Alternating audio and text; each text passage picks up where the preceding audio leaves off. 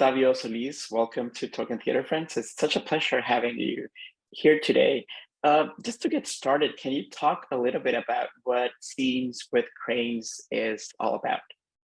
It's about the themes revolve around grief and rage that comes from loss. It's about the story revolves around a mother who's just lost her son to a traffic accident that that nobody seems to have seen, but everyone says it's an accident, and she starts to wonder whether it is an accident. And so she does her own detective work in her own home because she thinks it might have been a deliberate strike at her son. But it's really about how she can't cry. She's in trauma, she's in shock, and she wants to understand her own grief. And she can't let go of her son until she knows the truth, until she's ready to let him go. So he's there. He appears, and he's by her side all the time, and she guides him through some scenes in the past that she was not privy to. She is the only one who can see him. Her name is Lourdes Bayan, and Nico is their son, but she's trying to deal with her own sense of loss, with her grief. And I wrote this really before in 2019, before the pandemic, but it feels like it's coded with everything that we've gone through with the pandemic, with George Floyd, with all the loss we've endured, the people we've lost, the years, the time we have lost, locked away in our homes, and the kind of sadness that I think it's going to take a while for us to get over. So it has that on it. It's called Scene with Cranes because that's the title of the music piece that inspired it. I was listening to Jean Sibelius' piece called Scene with Cranes that he wrote for a play back in 1902, a play called Death, which was written by his brother-in-law, and and later he just moved, so took the piece and used it, refashioned it so it would be a standalone piece. He took the music from that and made a waltz, and then this beautiful piece that I just found so full of that loss and yearning. It's only later that I learned that the crane itself is a symbol for death.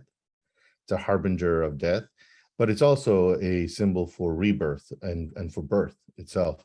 So it has a dual meaning, and I thought that was appropriate for the work. The piece didn't just inspire the play; it's in the play. It plays in its entirety, in its 6-minute entirety, at the end of the play, and becomes pivotal to the action. So that's where that comes from. Lourdes is a majestically heartbreaking character, and I couldn't help but be touched beyond, I wasn't expecting to be as moved by just reading a play, because obviously I haven't seen a production yet. But she was so powerful, and I wonder, how does a character like Lourdes manifest to you? Like, how do you come up with someone like that who has so much pain and yet is so, I don't know, so human and so overpoweringly human? I think I've met women like this, very strong, powerful women that are aware of their own strength, that are aware of the largeness of their emotions, who are epic in their joy and in their grief, and I can see them playing Hecuba or Queen Margaret in Richard III, older, stronger women who are fighting for their children, or fighting for their nation, grieving for their nation. And I saw Lourdes as something like that, and also it just I wrote it for Marisa Chivas, and I know that she's an actor of tremendous power, and so it was easy to imagine how Lourdes was manifested in as a character on stage, or as a character in my writing, because I had Marisa as a template. She was the model for it. In fact, I cast the play really before I wrote it.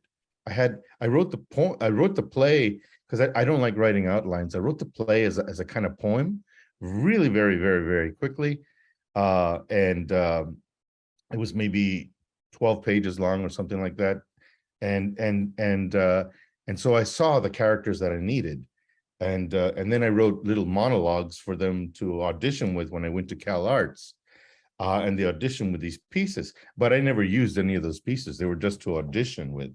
Um, and then when I knew who the people were, when I saw these young people, and I knew Marisa was going to be there, then it was easy for me to visualize the story in its full epic dimension. Then I wrote the play. So there's a lot of the personal investment of a lot of the personality and the rhythms of the actors that is also in the characters, because I had them before. It really was a wonderful way to work, you know. Yeah, like you mentioned at the beginning, Lourdes has to do kind of detective work, and reading the play made me almost think that, like I imagined like a whole like pulpy series where Lourdes gets to be a detective. So, and I wonder, like when you start writing a play and you have a character like this, how do you choose the path that she's going to follow? Like, why can't we have the Lourdes as a detective piece? I think it's because uh, how I choose that path. That's an interesting question, because I often don't choose the path. The character chooses the path. The way my whole philosophy is around trying to give the characters agency, giving them room to make their own decisions, kind of turning the reins over from me to them, and then I just write what they say and what they do. Even if they take me into blind alleys, dead ends, um, I still trust them that they'll eventually get me to from A to Z in a more interesting way than if I chose that path. And so I find myself not working so hard once I just let Lourdes and Nico tell the story themselves. They took me through it. I thought maybe the story was going to be more linear, starting all the way back before the father had his stroke. But no, it started right at his death, at Nico's death, and then took me through a journey that took us back in time, that took us through some of Nico's fantasies, and then back to another period just 3 days before, and I said it's so it breaks the narrative structure in a way that I find refreshing, because I can get very easily bored, like when I start to predict what's going to happen next. And even so, even when I started to know, oh, this is going to happen next, it would happen in such a unique way that I was satisfied and compelled to see, well, what is it? What is it? How is it exactly going to happen? So I kind of give them the agency to take me on the journey. I don't take them on the journey; they take me. How do you let go of them then when you're done? Or how do they let go of you when they're done? Like, I wonder if you have any sort of rituals to say goodbye to Nico and Lourdes after you're done writing the play. Oh, wow. Wow, that's really good, because I have rituals for getting into that world, a kind of meditation, relaxation process that I learned from Maria Irene Fornes, who was my model. She was my mentor and my friend. Um, I learned a lot about that process, about getting into it. But in my writing exercises, I take a process where I kind of follow the same process in, I follow the same process out, so that we feel like we entered into the cave and then we come back out the same way, or find another exit the other way, and do a kind of countdown back to the real world, you know, where we can wake up and go, okay, I'm out of the dream. I can take a break and go have some coffee. But when I'm writing daily over the whole play, and once the play is done, I haven't done that ritual yet. I don't think I'm going to do that ritual until opening night, when I really feel like I can celebrate his release. For the first time last night, I went to rehearsal without my computer, without my satchel, my bag, and my notepad to take notes. And I felt like I'm done. My work is done. I let go of the play. And so I was like a kid having fun. I ate a lot of chocolate, had chocolates there at rehearsal, and I ate a ton of them. And I was like bouncing off the walls. But it was because I was excited. I was excited because it wasn't my play anymore, because it was theirs. It belonged to them now. So I felt a kind of release, like, okay, you know, it's Isaiah's turn to kind of tell Nico's story. I'm not doing it anymore. It's fully his character. And we've come to the point in the process where they're telling me what they need from me. And now I feel I'm done. So I feel like part of that letting go process has started. And it's very satisfying. I don't think it'll be complete until I see the final performance on Saturday night. You know, we've been kind of with this play for about 3 years plus, you know, with me by myself, it's been 4, but 3 with many of these actors, most of them. And we're only doing 3 performances, so it's an event. If people come, if people don't see it, it's gone. They're going to miss it. So we hope that in those 3 days, that something magical will happen that will make producers say, you know, bring it to my theater. Let's do it next year. I want this production. I want to take this production here. We hope maybe for some international festivals that we can take this play. They're saving the set. They're saving all the costumes. They're saving the lighting plot. Everything about the production is being saved so that we can transport it somewhere else at some point. Unfortunately, at REDCAT, they have it's a booking. It's a touring house where they present projects from all over the world, and they're in there for just that week, and then they got to get out and move someone else in. So we can't do an extended run there. We could have, I suppose, at CalArts, but this feels like an event to do it here in LA. Knowing this, you know, how ephemeral theater is, why make theater knowing that you can't preserve it and keep it forever? You know, that's a really, really good question, one that I've been grappling with for a while. When the pandemic hit and we shut theaters down 3 years ago, I was tired. I had been working on all cylinders, working on almost 2 premieres at the same time that were competing against each other, and I was just really, really tired. And so when theaters closed down and indefinitely, I thought, good, I could use a break. I could use 6 weeks of not doing anything, just sleeping. But then I started getting itchy, and still theaters were closed. And then when they said it would be about 5 years before we'd get a vaccine, I got really depressed. I thought, well, I'm done. I'm in my 60s. What am I in 5 years? I might as well do something else. I'm done as a playwright. I might as well write poetry or novels or something, because how are we going to come back from this? And a lot of theaters have shut down in that period of time, sadly. And we have lost a lot of theater artists to COVID and to other things that are associated with the whole environment from depression and anxiety, which I have dealt with. And I also caught COVID and was very, very ill in December and January of 2021. But it made me question the fragility. It made me acknowledge, rather, the fragility of theater, and us as theater artists. And we did what we could to kind of still keep active. We did Zoom readings. We're still doing Zoom readings. It was a way to kind of at least work on our acting chops and work on our theater skills and not completely give up, even if we couldn't be in the same room, together in the same room. It's still no substitute for a live experience with a live audience in the house.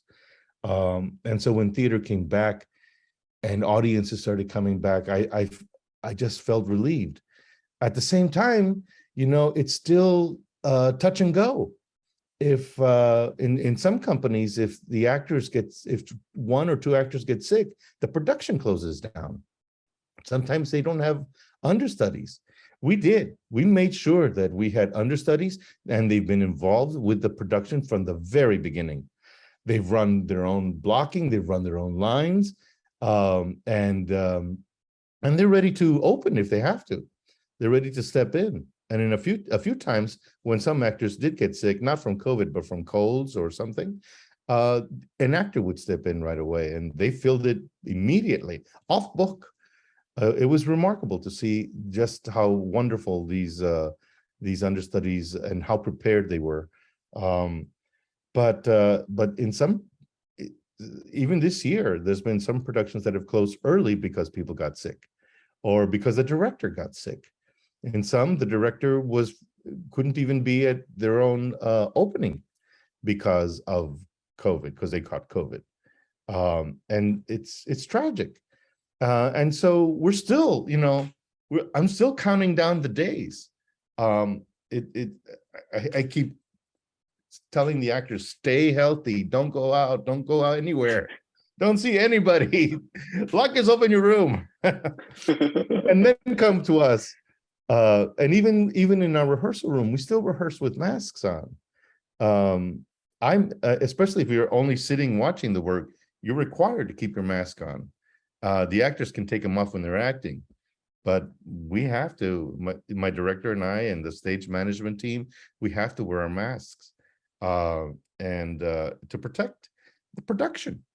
And God help me if I should ever be responsible for my own production closing down. That would be a terrible cross to bear. But that's the kind of world we're in now, you know. It's going to be like that for a little bit more, less and less, because theater is just a little more frail than say sporting events. They don't close down sporting events anymore at all. Airports, they're all open. Everybody gets on a plane and they don't all wear masks anymore. Not required to anymore. But in the theater, we're still really nervous about that. We don't want anyone getting sick. So we test 3 times a week with these home kits. I got my booster, and I even caught a really bad cold, and I didn't come near the actors for like 5-6 days. But generally we're doing well. We're doing well. But it is such an isn't it such a just a delicate form, theater? It's been with us since the beginning of time, and yet it's still so delicate. Yeah, I mean, totally. Like the fragility of theater is the fragility of life as well. Yeah. And since you wrote the play before the pandemic, now I'm really curious about what did your characters teach you about grief? Oh gosh. Well, they taught me to forgive, uh, without reservation, the wrongs that have happened in my life, in my childhood. They taught me that much. They taught me that it's difficult to grieve alone. You have to do it. It's almost like a tree falling in the woods. It's you have to share it. Grief is a community thing. It's a community event, and when it does happen that way, um, it that grief is shared. The grief is a way of cementing the community around itself. So um, I've learned a few things like that from my own play. I wanted to say one more thing. I wanted to say something about the how grief also helps us to uh, grow. It helps us to grow, and we don't let go of the losses that we have. They don't get smaller. They don't diminish. We just grow around them more. And I don't mean thicker skin. I don't mean that we have a shell or anything like that. It's just that they enable us to grow in spite of the pain, uh, actually because of the pain, we grow. We grow more into more fully rounded humans. That's, I think, one of the chief lessons that this play is teaching me. So we have all heard that when you as a child lose your parents, you're an orphan, and then how there's no word in any language for when a parent loses their child. And seeing with Cranes, it's not the first time where you've dealt with the loss of a child, and thinking about something like Se llama Cristina, for example. Mhm. And I'm not a parent, but you're a parent. And can you talk a little bit about how I can only imagine, or I actually can't imagine what it would be like to lose a child. So I wonder for you as a parent, if putting that horrendous fear and nightmare onto the page makes it a fear that's easier in some way to live with, say, on a daily basis. Yeah, I think it does. I've said many times that I can't trust happiness because I'm always wary that someone's going to pull the rug out from under me. But I'm learning to revel in it more than I used to. And it is because I can channel all my fears, all my night terrors to the stage, and I can place them there, and I can study them, and I can go through that pain and the grief and the rage um, and the loneliness of those experiences as a coping mechanism for me. Um, yeah, my daughter's a grown adult now, and I still fear for her. I still fear for her every day. Um, but it also made me aware that my my mother and my father fear for me. You know, if there's an earthquake in LA, they'll call me in Oregon and say, "Are you okay? Are you all right?" Or if there's a fire in Oregon, and we get a lot of them, they're always concerned about, like, how is it? How is it going? Um, but the roles have reversed a little bit. It's my parents who are the children now, as they're in their 80s, uh, and uh, um, and I find myself being like the parent, calling them and asking them how they're doing, how they're coping. The fears transferred over has reversed itself, and the concern anyway has now shifted so that I'm worried about them, um, and their health. Um, and I think my own daughter is doing that with me. She's concerned about me. But that's how it goes. That's how we deal with life. Um, yeah, theater's an interesting kind of beast because it kind of prepares us. It prepares us for the loss and the pain to come, because it's going to come. We're all at some point going to die, and I think storytelling, story and theater and poetry and the arts are a way to kind of prepare us for the inevitable, um, which can be harrowing but also beautiful. you know. Yeah, they're also a way to, I mean, not be alive, but also like to become like immortal in some way, you know, like even after you're gone, Octavio Solis's plays will be produced and will be read. Well, maybe, but I can't count on that. I can't count on that because there's a lot of great playwrights that whose names we may never know because they disappeared into a library that burned down a long time ago, or their works have been erased or lost, or they're just slowly slipping into oblivion. Um, all we can hope for is that our audiences now will attest to our work, to the power of our work.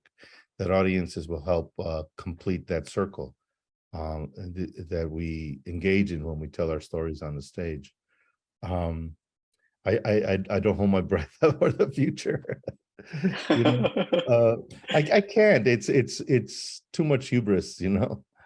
Uh, but thank you anyway. That's Yeah, really of sweet course. of you to say. You're very welcome. There's such beauty and musicality and poetry to the way in which you write, you know, stage directions and Mhm. settings. And I couldn't help but wonder, you know, having those images live in your mind and then you put them on the page, how is it then to see a director and a group of actors and a group of technicians and a group of artists try to conjure these images? Like, do they ever, you know, I don't know if do they have to live up to what you imagine, or is there joy and wonder and beauty in seeing how they interpret them as well? I don't think they've ever had problems with this because the director has really he embedded himself deep in the skin of the play. He's really protective of his process. He's very protective of his interpretation, but he's doing the play, so I can't complain. Because he's interpreting it. He's giving himself the freedom to interpret it and protect that territory. I am also director, so I offer my ideas as a director sometimes, and he goes, "Thank you, Octavio, but let me try this. I'll remember that. We'll try that sometime. But let me just finish this. I haven't quite finished it." And then when he finishes the scene, like a day or two later, finishes directing, working out what he wants, I go, "Oh, that was better than my idea." Or he achieved the same thing that I wanted, but in a different way, a way that he could own and say, "That's my directing. It's not Octavio's directing," and it's still Octavio's play. So I just found that really, really kind of satisfying. The actors, I mean, they really found the rhythms of the characters so well because they were, sometimes they found that they didn't have to work so hard because I would write Ruby with Stacia in mind and Stacia's rhythms. And so when she struggled, I say, just be yourself. It's you. It's kind of you. I was thinking of you and how you are the most grounded character in the play. You've already had as Ruby your grief. And so bring Stacia's own groundedness around grief and sadness into that. And she did, and she brought it beautifully.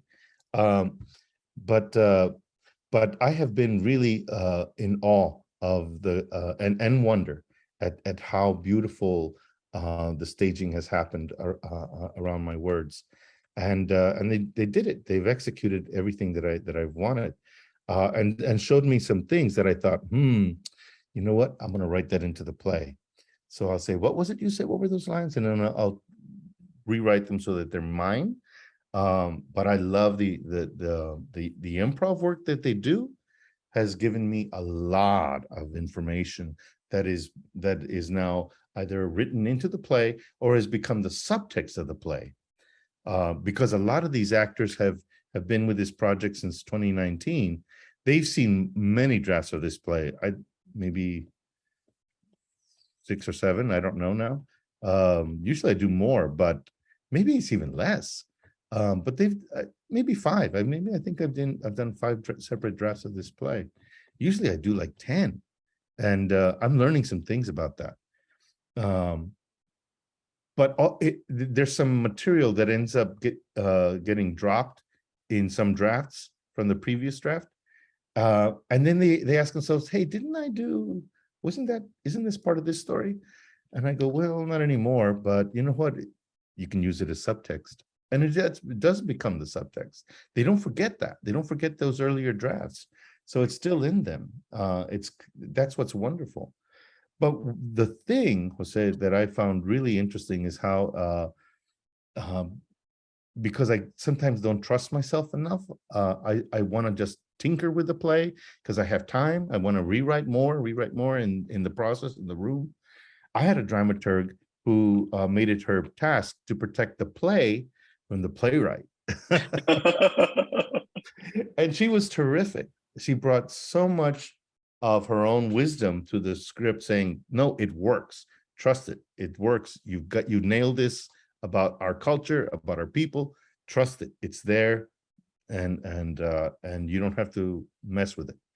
And at some point also the actors would do that. I'd say, oh, the way you said that line was better than what I wrote. So I wonder if you could say that. And they would say, wait. Your language is so beautiful. Give me a chance to memorize it right.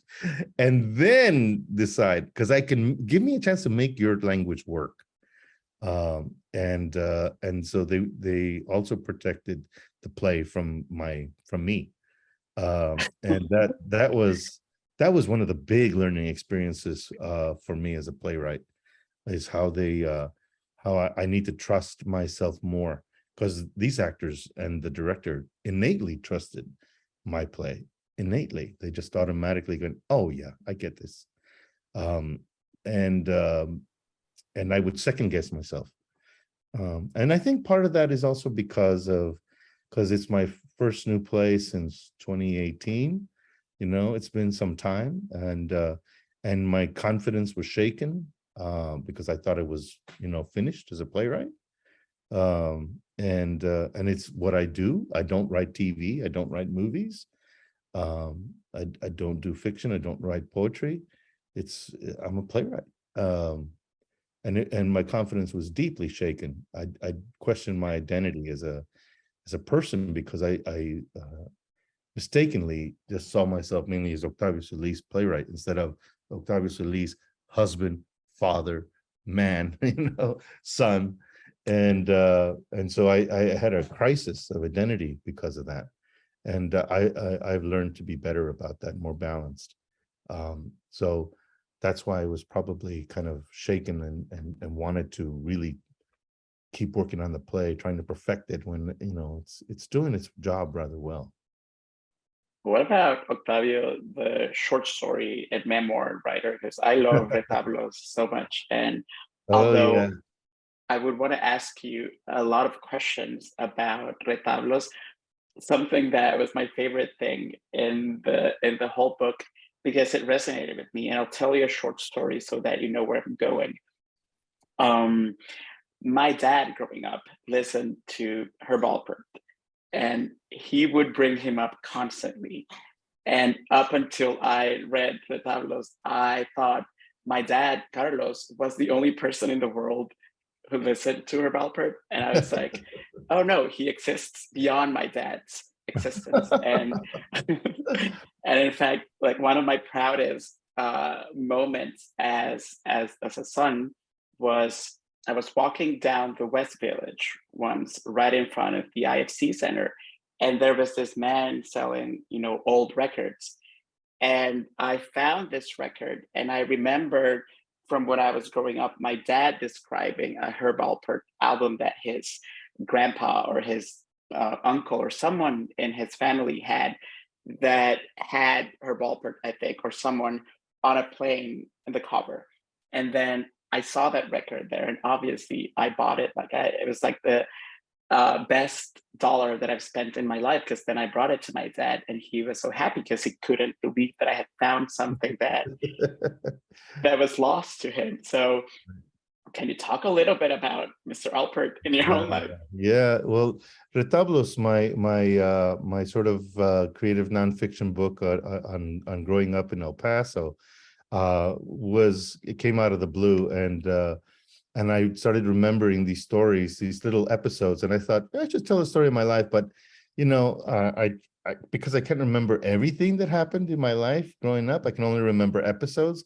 I thought, tell my story in little short story forms, almost like little 1 page, 2 page stories. And that worked. It worked for me. And I wrote them completely out of order, but I could not resist writing about my life with my sort of discovery, really, of my theatrical self through Herb Alpert albums. My mother had them all, and I think she got them from my grandmother.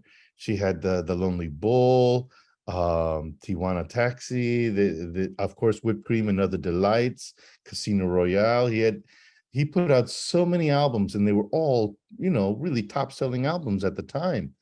And I loved that sound. It was a beautiful, fully um, fleshed out kind of pop Latino sound that was also interpretations. It was of American standards and a lot of movie themes. And I just loved it. I don't know why. And also, I thought he was, because they always showed him kind of dark skinned. I thought he was Mexican. I thought he was, a Latino. So he was kind of a hero to me. And I emulated him, and I cut out a trumpet made from a cardboard lid of a shoebox, and I colored it with crayon or marker. I think it was with all the staves and everything, and I would play that thing along with the albums. And my parents thought I was crazy. My brothers, my sisters thought I was crazy.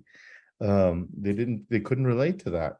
But it was my fantasy world, and I pretended I was Herb Alpert. It was kind of like my first, I think I was 10 years old. It was my first acting experience, but it was a fantasy that now I think is like really embarrassing. But at the time, it was like, I don't care what anyone thought. I emulated this guy. And it's only much, much later in my adult years that I realized that he's from Romania. He's of Romanian descent. He's Jewish, but he has supported a lot of musicians, and through the years, through A&M Records and through scholarships, actually. In fact, at CalArts, which commissioned my play, there's a whole music building that's named after him, the Herb Alpert Music Hall, and or music building. So he's contributed a lot and still does to the success of other artists. So I still greatly admire him. I still think he's terrific. But as a kid, to know that there was someone like that, even if I completely missed it, even if I was wrong, it told me that there's room for us. There's room for us in the world like that. Then of course later, as I grew up, my heroes became Carlos Santana, and Richie Valens, when I discovered about him. And so it was, I couldn't not write about that, because it was my way into the creative world, and also into my love of music. It was almost like the very first kind of the very first awareness of music that I had, before I learned about the Beatles, before I learned about the Rolling Stones, and Bob Dylan and all these cats, and the Mamas and the Papas and Joni Mitchell. I loved all these artists, but before them, I was listening to Herb Alpert. Did you ever toy with the idea of becoming a musician? Yes, I have. I'm a frustrated musician. I even joined the band, and I played cornet. I was, because I was emulating him. I thought I wanted to be that, but I did not want to wear my glasses. Actually, I didn't wear glasses at the time. I didn't know I was really nearsighted, so I couldn't see the sheet music. It was way over here, and I couldn't see it in front of me. So I would play like this, reading the sheet music on the side like this, and blow the horn into the next guy's ear. And the teacher just said, "You've got to get glasses. You need glasses." And I didn't want to get them, because I was a kid and I was very vain. So I quit the band. I quit band, and I sold the trumpet. Um, Later on, I bought a guitar, and I wanted to learn guitar when I got my glasses, And I've tried other instruments. I taught myself how to play the saxophone, except I don't know really how to play music on it. I learned how to make sound come out that was beautiful, but it wasn't, I couldn't play along with anyone like that. It was fun though. And I even have a guitar here and I just am trying to teach myself through YouTube videos, things like that, because I love music so much. But the way in which I get to be a musician is by writing lyrics in plays. That's how I do it. I know how to write lyrics that because I hear the music in my head, and so I'll write it to a certain way, and then I'll pass the music on to a composer, and they'll do something beautiful. But I can take credit for it because it's my lyrics, and I had a hand in that. So it's about as close to a musician as I can come to be a lyricist, and I love that collaboration. I think that in some respects, I think that's why there's music in almost all of my plays. In this case, it's all instrumental, but in Quijote Nuevo, I wrote songs for that Ed Robledo and especially David Molina just turned into beautiful songs, beautiful music. And I hardly had to change a lyric in there at all. They would just say, "Can I repeat the line here?" And I go, "Yeah, yeah." So they just had so much fun writing to my lyrics, and the songs are stunning. And they're not the only artists I've collaborated with. There are many more. But in my most recent work, Quijote Nuevo, it was so wonderful to hear the kind of music that they did, and I felt like that's about as close to being a musician as I could come. So have you mastered any songs on the guitar yet? Like even something short? No, no, no, no. I think there was a Bob Dylan song that I learned the chords to, but I forgot them. I just haven't been practicing enough. It was I Dreamed I Saw St. Augustine from John Wesley Hardin. It's a great album. It's a great song. And it was simple chords, so it was easy to sort of follow that.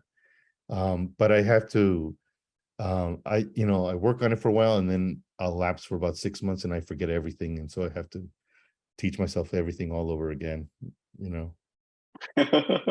So going back to retablos and memory for a second, I recently read an interview with memoirist Mary Carr, and I'm paraphrasing her, but she said something that really stuck with me. And she said that when people ask her, when they read her books, when they read her books, and they asked her, "How do you remember all of this?" And her response would be, "I don't. I just think I do." So I wonder, I wonder when, when someone in your family or someone in your friends comes up to you and they're like, "Hey, Octavio, this ever happened, or this didn't happen like this." How do you deal with that? How do you navigate that? Well, the same way a fiction writer would. You, I was more interested in telling a story than in remembering things accurately. And because everyone will have their own version of what happened, uh, of a particular event or memory, they will remember it a certain way. Um, we will never reach consensus. So I said, I have to trust my own memory on this.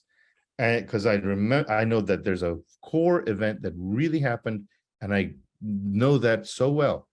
The stuff around the edges are a little fuzzy, and I give myself permission to bring other memories to fill those in, or I make it up because I need a little bridge to connect between one truth and another.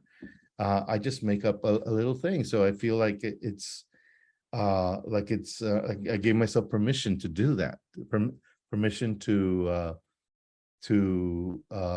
invent in order to get to a greater truth than just something that happened to me. There's a story. I want to tell a story. But all the events that happened, the main events that happened in Retablos, are real. They did happen to me. I just gave, they may not have all happened on the same day. I just brought them all together so that they would happen the same day, in the same way that Shakespeare did that with his history plays. He just took things that happened 10 years apart and he made them happen like one day or the next day. They made it all happen like very quickly when they took a lot longer for them to occur. And so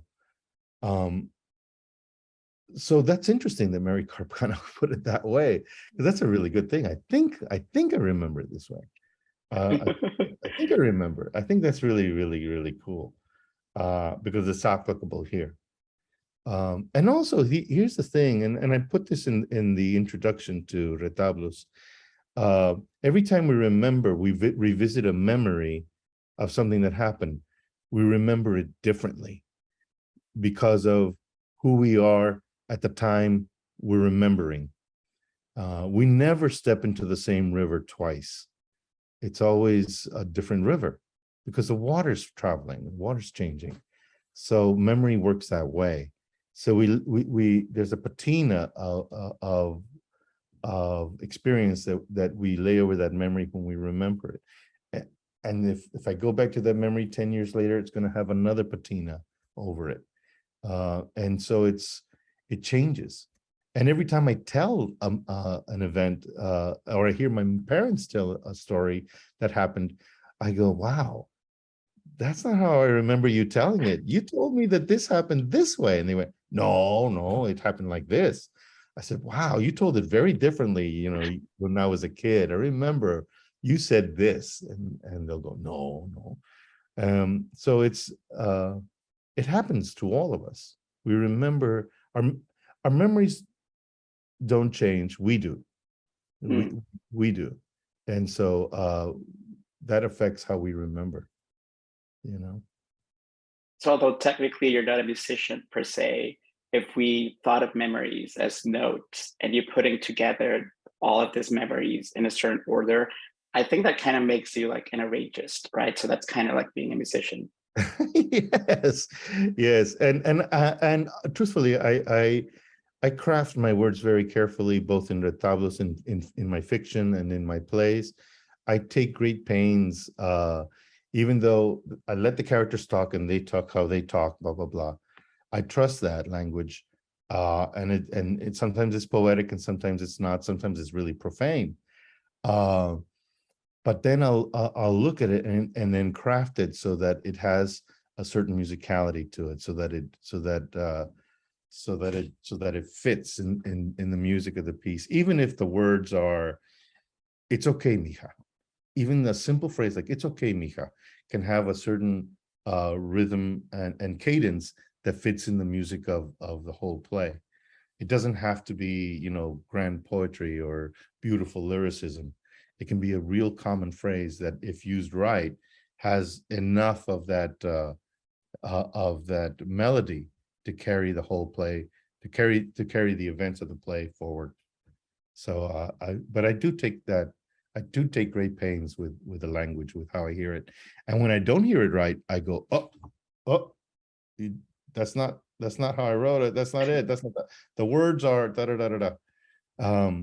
But sometimes if an actor has been consistently saying the line wrong, I get used to it and I don't realize he's saying it wrong until the stage manager corrects the actor and me. And they'll come to me and saying, you keep saying this. That's right? I go, yeah. No, that's not what you wrote, Octavio. This is what you wrote. And I go, oh. So I'll say, all right, we'll correct them. But sometimes I'll say, well, I like his line better. Let's change the one on the script to reflect what the actor's doing.